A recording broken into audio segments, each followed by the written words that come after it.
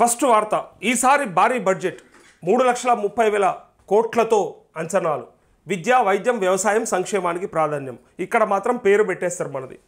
మనది వ్యవసాయం అనేది గొప్పగా పెట్టేస్తారు. ఈ రైతులకు సంబంధించి మొత్తం ఏదో ఉద్ధరించినట్టుగా ఏ బడ్జెట్లైనా ఫస్ట్ వ్యవసాయానికి పెద్దపీట వేసినట్టుగా చూపిస్తారు. కిస్తీలు వడ్డీల చెల్లింపులకు 68,000 కోట్లు. RRR, future city, metro, Musi పునరుజ్జీవం, సాగునీటి ప్రాజెక్టులకు ఫండ్స్, 6 గ్యారంటీల అమలుకు నిధులు అంటూ ఇక్కడ చూడండి. RRR, future city, metro, okay. Musi పునరుజ్జీవం, మూసీ పునరుజ్జీవానికి మాత్రం అంటే వాళ్ళు అనుకున్నది నెరవేర్చుకోవడానికి మాత్రం దానికి కంపల్సరీగా నిధులు కేటాయింపు చేసుకుంటారు. అది ఎన్ని వేల కోట్లైనా సరే, లక్ష కోట్లైనా సరే. కానీ ఇట్లా వ్యవసాయ రంగానికి సంబంధించి లేదా రైతులకు సంబంధించి ఏదన్నా పెట్టమంటే మాత్రం దుఃఖం వస్తుంది. వాళ్ళకి పైసలు లేవు, అందుకే మెల్లమెల్లగా వేస్తున్నాం రైతు భరోసా, ఇప్పుడు ఒకటి వేస్తే రేపు ఒకటి వేస్తాం, ఇట్లాంటి మాటలు చెప్తారు.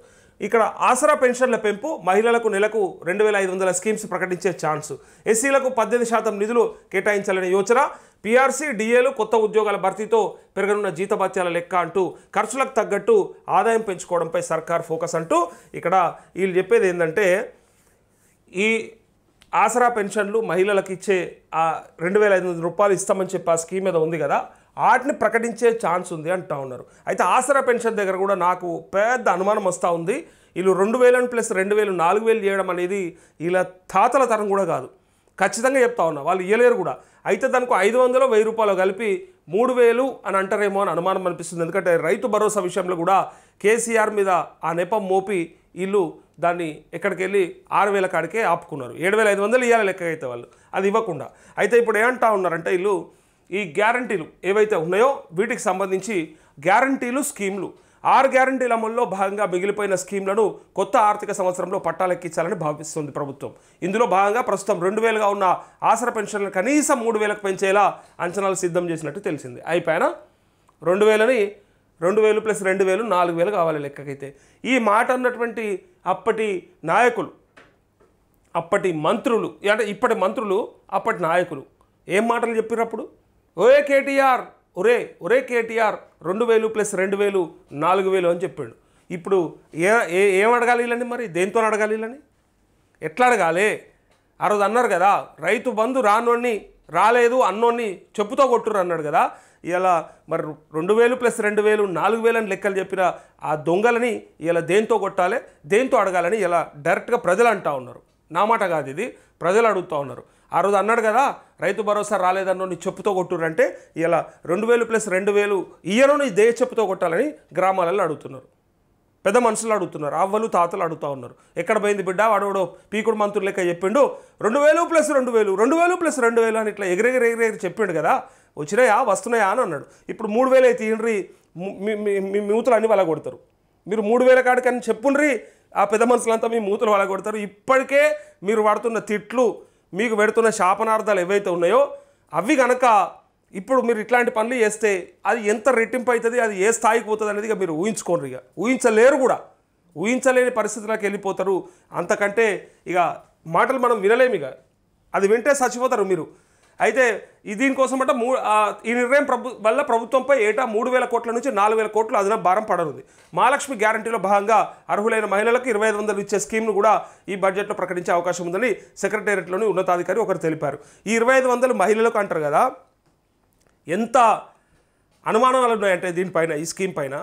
అసలు అంటే ఆసరా పెన్షన్లు వస్తున్న అవ్వలు తాతలు అలా కలుస్తారు అంటే అవ్వల సంగతి ఇది ఏంటంటే మహిళలకు సంబంధించింది. సో అవ్వలకు వస్తుందా, లేదంటే 18 ఏళ్ళు నిండిన తర్వాత ఎవరికి యాక్చువల్గా 2,500 అనేది మహిళకు అన్నారు. ఈ రాష్ట్రంలో ఉన్నటువంటి ప్రతి మహిళకు అన్నారు. ఆ మహిళ ఎవరా మహిళ, ఎట్లా మీరు తీసుకుంటారు? మొన్న మీరు ఏదో ఆత్మీయ భరోసా అని పెట్టిరు చూడు, ఉపాధి హామీ కార్డు తీసుకుంటామని, అట్లా దీనికి ఏమన్నా రేషన్ కార్డు ఏమైనా లింక్ ఉందా? ఇందులో ఇక 3-4 రకాలు ఉన్నాయి, చెప్తా నేను. ఒకటి వచ్చేసి ఆసరా పెన్షన్లు వచ్చే మహిళలు ఉంటారు. వాళ్ళు కాకుండా కొంతమంది బీడీ కార్మికులు ఉంటారు. బీడీ కార్మికులకు కూడా పెన్షన్లు వస్తాయి. ఇట్లా కాకుండా ఒంటరి మహిళ పెన్షన్స్ ఉంటాయి. ఒంటరి మహిళ కూడా పెన్షన్లు వస్తూ ఉంటాయి, అంటే వితంతులై. ఇట్లాంటివన్నీ ఉండంగా, ఈ పెన్షన్లన్నీ ఉండంగా మళ్ళీ నేత కార్మికులకు కూడా ఉండొచ్చు. అయితే వీళ్ళ దాంట్లో ఎవరిని ఎక్స్క్లూడ్ చేస్తారు, ఎవరిని ఇంక్లూడ్ చేస్తారు, అసలు ఎవరు అర్హులు, ఎవరు దీని అర్హత ఎట్లా తీస్తారు, దీని క్రైటీరియా ఏంది, దీని పారామీటర్స్ ఏంది, ఇది డౌట్ ఉన్నది. అసలు ఇది ఇచ్చుడు అనేది చాలా గగనం. అసలు ఆడదాకా పోతారా లేదా అని ఏదో ప్రకటించే ఛాన్స్ అని చెప్పారు కానీ పక్కా అని కాదు. ఒకవేళ వస్తే కూడా ఏ 10,000 మందికో 20,000 మందికో లేదా ఒక 50,000 మందికో ఇచ్చి మొత్తం ఈ రాష్ట్రంలో ఉన్న మహిళలందరికీ ఇస్తున్నామని చెప్పే పరిస్థితి ఉంటుందేమో అని నాకు భయం అవుతుంది అన్నట్టు. గట్ల మళ్ళీ కొద్దిమందికి ఇచ్చి నీకు అర్హత లేదు, మీకు ఇది ఉంది కాబట్టి లేదు, నీకు జాబ్ ఉంది కాబట్టి రాదు, నీకు రేషన్ కార్డు లేదు కాబట్టి రాదు అనుకుంటా ఇట్లా రకరకాలు పెట్టి చివరికి కొద్ది మందిని మాత్రమే అర్హులుగా చేసి రుణమాఫీ రైతు భరోసా ఎట్లయితే ఆగం చేసిరో ఇది కూడా ఈ స్కీమ్ కూడా గిట్టనే చేస్తారేమో అని చెప్పి అనుమానం ఉన్నది. ప్రజలకు కూడా పెద్దగా దాని మీద హోప్ కూడా లేదు. వీళ్ళు ఇస్తారు రాసేస్తారు, వీళ్ళతో అవుతుందా 2,500 రూపాయలు ఒక్కొక్క మహిళ కంటే దాదాపు 1 కోటి మంది మహిళలకి ఇవ్వాలి. 1 కోటి మంది ఉంటారు. ఈ పెన్షన్లు అవి ఇవన్నీ తీసేయంగా మిగిలిన వాళ్ళు 1 కోటి మంది ఉంటారు. అందరికి వస్తుందా? ఎట్లా వస్తుంది? అదంతా మీ దగ్గర ఉన్న లెక్కపత్రం ఏమైనా ఏడిచిందా అని అడుగుతూ ఉన్నారు ప్రజలు. అయితే ఇప్పుడు అలాగే ప్రభుత్వం ఇటీవల ప్రకటించిన రాజీవ్ యువ వికాసం పథకానికి బడ్జెట్లోనే భారీగానే కేటాయింపులు చేయనున్నట్టు తెలుస్తోంది. ఇందిరమ్మ ఇండ్లకు కేంద్ర ప్రభుత్వం ఇచ్చే నిధులకు తోడు రాష్ట్ర ప్రభుత్వం సొంతంగా 14,000 కోట్ల మేర కేటాయించే అవకాశం ఉంది. స్థానిక ఎన్నికల నేపథ్యంలో అటు గ్రామాలకు ఇటు మున్సిపాలిటీలకు ప్రభుత్వం నిధుల వరద పారించనున్నట్టు చర్చ జరుగుతుంది. వరదన నిధుల వరదనటైగా నిధులు వరదలేక వస్తే మనమందరం అడ్డం పడి బిందెలను నింపుకొని ఇళ్లకు ఉరకాలిగా. నిధుల వరద మున్సిపాలిటీలకు గ్రామాలకు విపరీతంగా వదులుతారట. ఆ వరద మరి మాదాకి వస్తుందా లేకపోతే నడిమిటనే పోతుందా లేకపోతే మళ్ళీ ఇస్తాడా? ఇక అన్నీ కూడా తెలుసు. ఇక బట్టి విక్రమార్కనేమో బిచ్చపాటనే పాడతాడు, పైసలు వెళ్ళేవు అన్నీ మేము ఎన్నో చేద్దాం అనుకున్నాం. రేవంత్ రెడ్డి కూడా అట్లే చెప్తాడు, కేసీఆర్ చేసిన పాపం వల్లనే ఇయ్యలేకపోతున్నాం, లేకపోతే అన్ని ఇచ్చేటోళ్ళం. మీకు నిజంగా చెప్తున్నాం కదా, ఈ 420 హామీలు మీ చేతిలో పెట్టేటోళ్ళము.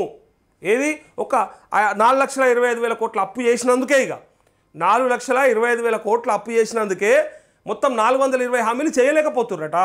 మరి ఈ దేశం అప్పు 100 లక్షల కోట్ల అప్పు ఉంది. ఈ దేశాన్ని మొత్తం అందరిది కలిపితే అన్ని రాష్ట్రాలు కలిపితే 100 లక్షల కోట్ల అప్పు. మరి ఇక ఆ లెక్కేసుకుంటే మరి రాష్ట్రాలన్నీ భాగిస్తే ఎంత, మరి ఈ దేశంకున్న అప్పు ఎంత, మన రాష్ట్రంకున్న అప్పు ఎంత, దాంట్లో మరి మనకున్న అసెట్స్ ఏంటి, మరి అసెట్స్ ఏం లేవా, మరి ఏమి ఆస్తులు సమీకరించలేదా?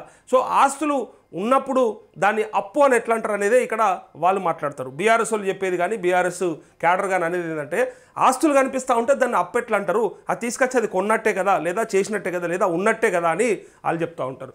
ఇక ఇప్పుడు ఈ బడ్జెట్ చూస్తేనైతే మరి ఎక్కడన్నా నమ్మకం కొంచెమన్నా గింతనన్నా నమ్మకం అనిపిస్తలేదు.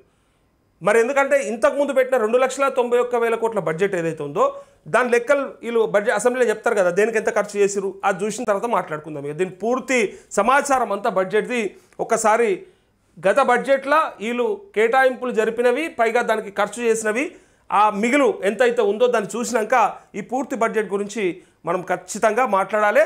గతంలో బడ్జెట్లో ఎంత గొప్పగా చేసిరో చూస్తే ఇప్పుడు దాన్ని బట్టి మనం అంచనా చేయొచ్చు వీళ్ళతో ఎంత అవుతుంది, ఎంతగానం చేయగలుగుతారు, ఏడదాకా పోతారు వీళ్ళు అనేది అక్కడ క్లారిటీ వస్తుంది మనకి.